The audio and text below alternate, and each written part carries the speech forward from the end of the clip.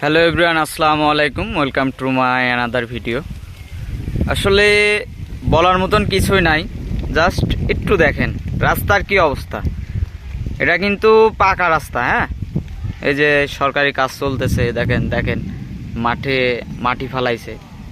সরকারি কাজ ঠিক আছে, কিন্তু সরকার কাজ করলেই তো আমরা খুশি, তাই না? আমাদের দেশেরই তো উন্নয়ন হচ্ছে। কিন্তু এইভাবে সাধারণ জনগণ যে আমরা আমাদের যে কষ্ট দিয়ে মানে কাজ করতেছেন, আসলে এটা তো ঠিক না।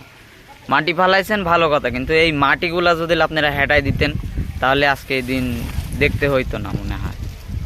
তো যাই বলবো, আমাদের কুমরুল গ্রামের যারা দায়িত্বে আছেন তারা একটু প্লিজ এই দিকে একটু দেখবেন আর কি।